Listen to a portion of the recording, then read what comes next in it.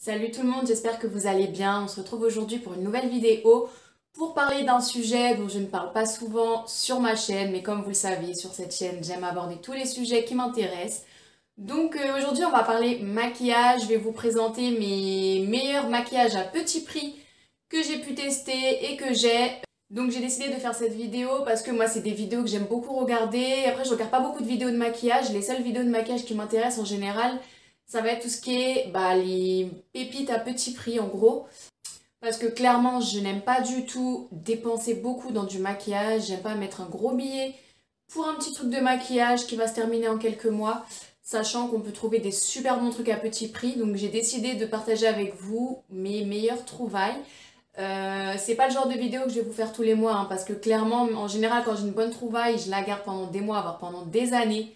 Donc les choses que je vais vous présenter, pour la plupart, je les rachète depuis des années les mêmes.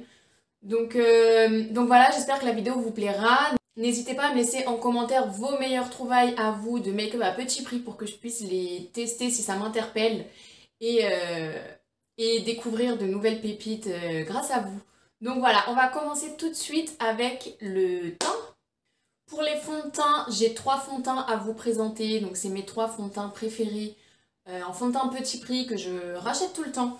Donc le premier, celui que j'utilise depuis le plus longtemps et que je n'ai cessé de racheter depuis la première fois que je l'ai utilisé. Ça fait des années, honnêtement, ça doit faire au moins 5, 6, 7 ans que je l'utilise et que je le rachète et qui reste toujours dans mon top 3. Donc il s'agit du fond de teint Air Matte de chez Bourjois. Donc c'est le fond de teint que je porte aujourd'hui. Moi je prends la couleur 01 Ivoire Rosé. Et c'est l'un de mes meilleurs fonds de teint, si ce n'est le meilleur. Parce qu'il matifie la peau, mais sans être trop mat non plus. Vous voyez, c'est une matité, mais naturelle. Donc c'est ce que j'aime beaucoup. Il tient très bien sur le visage, il tient toute la journée, il bouge pas. Il fait une très belle peau, il floute les pores, il floute la peau. Donc d'ailleurs, je l'ai bientôt fini celui-là, mais je vais bientôt le racheter. Donc si je devais garder un seul fond de teint pour tout le reste de ma vie, je pense que ce serait celui-là. Après, quand je l'applique, au début, il fait un peu jaune. Mais je trouve qu'une fois que je fais mon teint, ça va, il se fond bien dans la couleur de ma peau. Si je devais juste dire un défaut à ce fond de teint, c'est qu'il n'y a pas énormément de teintes. Enfin, en tout cas, moi, là où je l'achète à Carrefour. Il n'y a pas beaucoup de teintes qui sont proposées. Donc ça, c'est dommage. Moi, j'ai la chance d'avoir une teinte qui me correspond. Mais j'imagine qu'en fonction de votre couleur de peau, ça peut peut-être être difficile de trouver votre teinte. Il a une bonne couvrance, donc ça c'est pas mal. La couvrance est modulable, vous pouvez mettre une couche très fine et avoir une couvrance légère, ou mettre un peu plus de matière, avoir une bonne couvrance sans avoir un effet de matière justement sur la peau. Donc c'est aussi ce que j'aime beaucoup avec ce fond de teint. Donc deuxième fond de teint qui arrive en deuxième position, après le fond de teint Air Matte. C'est un fond de teint que vous connaissez certainement, vous l'avez déjà certainement vu passer sur YouTube, on en a beaucoup entendu parler ces dernières années et d'ailleurs c'est ce qui a fait que j'ai eu envie de le tester et je ne regrette pas du tout. Il s'agit du fond de teint L'Oréal Infaillible 24 heures Fresh Wear, donc qui ressemble à ça. Et moi j'utilise la teinte 25 Ivoire Rosé. Bon la teinte porte le même nom que le fond de teint d'avant. Et pareil, pour moi c'est un fond de teint qui est parfait, il a une bonne couvrance, la couvrance est modulable, on peut rajouter un peu plus de matière sans que ça se voit, sans avoir un effet de matière sur le visage, pareil. Je trouve qu'il se fond parfaitement sur le visage, on ne voit pas du tout qu'on porte un fond de teint. Il camoufle bien les défauts, ce que j'appelle des défauts, entre guillemets, c'est pas des défauts, c'est voilà, des petites rougeurs, des petits boutons, ce genre de choses, il les camoufle très bien, il fait un teint bien unifié, il tient toute la journée. 24 heures, je ne sais pas s'il tient 24 heures, je l'ai jamais testé pendant aussi longtemps, mais moi il me tient toute une journée, de 7 heures à 22 heures, il n'y a pas de souci, il bouge pas. Donc j'en suis très contente. Et pareil, je le rachète tout le temps à chaque fois que je le finis. Le seul petit bémol que j'aurais à émettre par rapport à mon premier fond de teint, c'est que en fait, c'est du verre et c'est un flacon pompe. Donc en fait, même quand il n'y a plus rien qui sort, il y a encore du fond de teint à l'intérieur, mais qu'on ne peut pas récupérer, ce qui est dommage. Alors qu'avec ce genre de packaging, l'avantage c'est que quand je le finis, je le coupe et je peux encore récupérer du fond de teint dedans. Donc c'est juste ça qui est dommage, mais bon, pour le prix, franchement, on va pas se plaindre. Et ensuite, mon troisième fond de teint qui arrive en troisième position, c'est le fond de teint Rimmel Lasting Matte. Donc il est écrit couvrance totale, fond de teint matifiant, effet lissant. Donc il ressemble à ça. Alors c'est un fond de teint qui est très épais quand vous le sortez du tube. C'est assez surprenant, il est très épais, mais il est très matifiant, donc c'est aussi pour ça. Donc c'est vraiment un fond de teint qui va être adapté si vous avez la peau grasse ou mixte et que vous voulez matifier à fond votre teint. Il matifie beaucoup, il ne se voit pas sur la peau, il a effectivement un effet lissant. Couvrance totale, oui, je trouve qu'il a une bonne couvrance. Après, si vous avez la peau déshydratée ou sèche, je ne vous le recommande pas forcément. Je pense qu'il risque de marquer un peu les ridules ou quoi que ce soit. Moi, j'ai la peau mixte, voire grasse en été. Donc moi, il me convient très bien. Après, c'est pas celui que j'utilise tous les jours, parce que j'ai pas envie d'avoir tous les jours la peau hyper mate. Mais du coup, il est très bien et il coûte très peu cher. Ensuite, j'ai deux bronzers à vous présenter. Donc le premier bronzer que j'ai à vous présenter, c'est celui de chez L'Oréal, le City Bronzer. Donc voilà, bon comme vous le voyez, le packaging s'est cassé, comme ça m'arrive souvent avec ce genre de packaging, hein. Chez moi ils se cassent tous, mais bon c'est pas très grave honnêtement. Il est très bien, la couleur est très bien, il est bien pigmenté. Après il est légèrement orangé quand même, donc il faut faire attention de ne pas avoir la main trop lourde, sinon on a vite fait d'être orange. Mais voilà, ça reste quand même un très bon bronzer à petit prix. Deuxième bronzer à petit prix que j'ai racheté plein de fois, c'est le Matte Bronzing Powder de chez Bis Maquillage. Donc vous pouvez trouver sur le site Bis Maquillage. Donc il ressemble à ça, comme vous le voyez, je l'ai bientôt fini. Et bah, je l'aime beaucoup ce bronzer parce qu'il a la teinte parfaite selon moi. Il n'est pas trop orange, il est moins orange que celui que je vous ai présenté avant, même si le City Bronzer il n'est pas super orange non plus, mais il a quand même des tons orange. Lui, il n'est pas du tout orange, il n'est pas du tout rosé, parce que des fois, quand on veut un bronzer qui n'est pas du tout orange, il fait un peu un effet rose sur la joue, enfin, c'est assez bizarre. Celui-là, il n'est pas du tout ni orange, ni rose, il est vraiment marronné, enfin, il a la teinte parfaite selon moi. Donc voilà, il coûte vraiment 3 fois rien, et il est aussi bien que des bronzers qui coûtent beaucoup plus cher. Donc c'est un bronzer que je rachète depuis des années à chaque fois que je le termine. Ensuite, on va passer à la poudre matifiante. Donc, il s'agit d'une poudre de chez Emma, la Mattifying Face Powder, qui ressemble à ça. Alors, je suis désolée, je ne vais pas l'ouvrir parce que je l'ai complètement cassée en 1000 morceaux. Il faut que je la recolle. Mais ça fait un mois que je dis ça, je ne l'ai toujours pas fait. Donc, moi, j'ai pris la teinte 22, mais je vous cache pas que je me suis un peu trompée de teinte. Donc, cette teinte, elle est un peu trop rosée, un peu trop foncée pour moi. Mais elle est très bien, elle matifie très bien. Elle permet vraiment de fixer le maquillage pour qu'il reste en place. Donc je l'aime beaucoup, c'est une poudre compacte, hein, c'est pas une poudre libre. J'avais quelque chose à redire, c'est que bah, le choix de teinte étant assez grand, dans le magasin on peut pas ouvrir en fait. Enfin moi en tout cas quand j'y suis allée, on pouvait pas ouvrir pour voir comment c'était à l'intérieur. Donc en fait on se réfère juste sur la petite gommette là. Mais en fait ça nous montre rien du tout, c'est pas avec ça qu'on trouve notre teinte. Donc bon du coup je me suis un peu trompée de teinte, mais franchement je l'utilise quand même en toute petite quantité. Et je trouve qu'il fait quand même l'affaire. Et bah du coup quand j'ai envie d'un blush un peu léger, je l'utilise comme blush en mettant une plus grosse quantité. Je voulais vous parler de ces petites éponges imitation Beauty Blender que j'ai achetées sur Amazon et elles sont très bien honnêtement. J'ai acheté un pack de 5 éponges comme ça. Donc là j'en ai que 4, l'autre je l'ai mise à laver. Elles sont très bien, elles sont mieux que le Beauty Blender je trouve. Elles durent beaucoup plus longtemps dans le temps. Donc je me souviens que la Beauty Blender quand je l'achetais, bon déjà elle est assez chère. Et elle dure pas beaucoup dans le temps en fait. Elle se déchire rapidement, il faut rapidement en racheter une autre. Donc ça revient assez cher. Là le pack de 5, je l'ai acheté, ça fait un bon moment que je l'ai acheté sur Amazon. Et ça me dure super longtemps. Vous voyez, il s'abîme vraiment pas rapidement. Donc malgré que je les nettoie souvent. Donc ça, j'en suis super contente. Donc pour la base de maquillage fixatrice, je recommande celle de chez The Ordinary. Donc c'est le primer fixateur à base de silicone, base glissante et flottante de surface à forte adhérence. Donc il ressemble à ça. Honnêtement, je l'ai acheté, ça fait pas très longtemps, ça fait seulement quelques mois que je l'ai acheté pour la tester, je l'avais jamais testé. Et franchement, je l'aime beaucoup parce qu'avant, avant ça, j'ai toujours utilisé des bases qui étaient quand même assez chères entre guillemets. Et franchement, je voyais pas l'intérêt de dépenser de l'argent dans une base.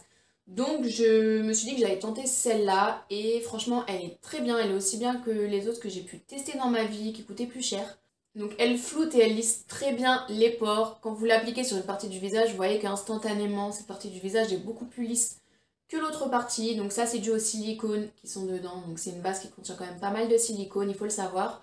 Moi personnellement ça ne me dérange pas parce que j'utilise pas une base tous les jours sur ma peau, j'utilise occasionnellement. Donc ça me dérange pas, je trouve qu'il fait très bien l'affaire et effectivement le maquillage sent très bien avec. Ah oui, j'ai oublié de vous parler de ma bébé crème. Donc c'est la bébé crème de chez L'Oréal, la Glam Nude.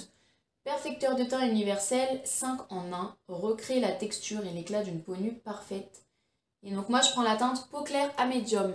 Voilà, donc ne la mettez pas avec une éponge hein, comme ceci. Parce que moi j'avais essayé au début comme ça et je me suis dit mais je comprends pas, c'est tout blanc, j'ai la peau toute blanche, c'est horrible. Mais en fait non, parce que les petites billes ne s'écrasent pas du tout. Il faut les écraser entre les mains et appliquer sur le visage. Directement avec les mains et ce qui colore légèrement. Franchement, je la trouve très très bien. Quand j'ai pas beaucoup d'imperfections comme en ce moment, elle est très bien. Après, quand j'ai beaucoup d'imperfections, bah de toute façon, j'utilise pas de bébé crème quand j'ai beaucoup d'imperfections parce que je trouve que ça ne sert pas à grand chose. Mais là, oui, des fois, quand j'ai pas envie de me maquiller, mais que j'ai envie d'avoir juste un joli teint, tranquille, naturel, je mets cette bébé crème et je la trouve très bien. Et l'avantage de cette bébé crème aussi, c'est qu'elle a un SPF 25. Donc comme vous le savez peut-être si vous avez déjà vu mes anciennes vidéos, je suis très à cheval sur les SPF, sur les crèmes solaires et tout. Donc pour moi c'est que du plus qu'elles contiennent un SPF. J'ai deux anti-cernes à vous présenter. Donc moi les anti-cernes c'est quelque chose que j'utilise pas beaucoup parce que je trouve que j'ai pas des cernes très marquées. Et de toute façon les cernes c'est pas quelque chose que je trouve moche. Je trouve pas que ça enlaidit un visage. Donc voilà, c'est pas quelque chose que j'utilise tout le temps. Des fois j'aime bien mettre de l'anti-cerne quand j'ai envie vraiment d'éclairer un peu mon dessous de l'œil, etc. Mais franchement, j'en utilise pas tout le temps. Donc moi, mes anti-cernes me durent très longtemps. Donc le premier anti-cerne que j'ai à vous présenter, il est de la même gamme que ce fond de teint là. Donc c'est le L'Oréal Infaillible More Than Concealer. Donc qui ressemble à ça. Donc pareil, je pense que vous en avez déjà entendu parler. Pour moi, c'est le meilleur fond de teint. Non, c'est le meilleur anti-cerne qui existe. Franchement, quand je le mets, j'ai pas besoin de mettre de la poudre par-dessus, j'ai pas besoin d'en mettre des tonnes. Et franchement, il couvre très bien les cernes. Il ne va pas dans les petites ridules là qui sont en dessous de l'œil. Donc pour celui-là, j'ai pris, je crois que c'est une des teintes les plus claires, hein, ça doit faire partie des plus claires. C'est la teinte 323 Chamois. Deuxième anti-cerne que je recommande, il s'agit d'un anti-cerne de chez Makeup Revolution. Super Size, Conceal et Define. Couvrance complète anti-cerne. Donc lui, il est un peu moins couvrant que le premier anti-cerne que je vous ai présenté. Après, moi, ça me dérange pas vu que j'ai pas besoin d'une couvrance exceptionnelle sur mes cernes. Je trouve qu'il est très bien, faut pas en mettre trop par contre. Si on en met trop, il file dans les ridules, mais si on en met un petit peu, franchement, il tient très bien. J'ai un seul highlighter à vous présenter parce que clairement, je n'ai pas beaucoup d'highlighter. C'est pas quelque chose que j'utilise tous les jours et même quand j'en mets vraiment avec parcimonie. Donc j'aime bien utiliser en fait un highlighter pardon, liquide parce que ça me permet de faire d'autres choses avec, de pas le mettre seulement sur le visage, mais par exemple de mélanger quelques gouttes dans une crème pour avoir un effet satiné sur le corps, etc. Donc c'est pour ça que j'aime bien prendre un highlighter, pardon, un peu liquide. Donc je prends celui de chez Makeup Revolution, le Liquid Highlighter, tout simplement. Donc il ressemble à ça, et vous voyez vous pouvez prélever avec la pipette juste quelques petites gouttes, donc il est très pratique, il est très bien, il a une couleur légèrement rosée. Au niveau des blushs, je vais vous présenter un blush individuel et deux palettes de blush. Donc le blush individuel que j'utilise le plus, c'est celui de chez L'Oréal, le Life is a Peach, donc qui ressemble à ça. Franchement on l'a beaucoup vu passer. Également sur YouTube ces dernières années. Ils sont super bons, ils sont à la pêche, hein, tout simplement. Ils sont extrêmement bons. Il ressemble à ça, il est très joli, je trouve qu'il va bien à toutes les carnations de peau. Donc voilà, le jour où je l'aurai fini, je le rachèterai. Enfin, le jour où je l'aurai fini, est-ce que vous avez déjà fini un blush comme ça? Moi, j'ai jamais fini un blush. Hein.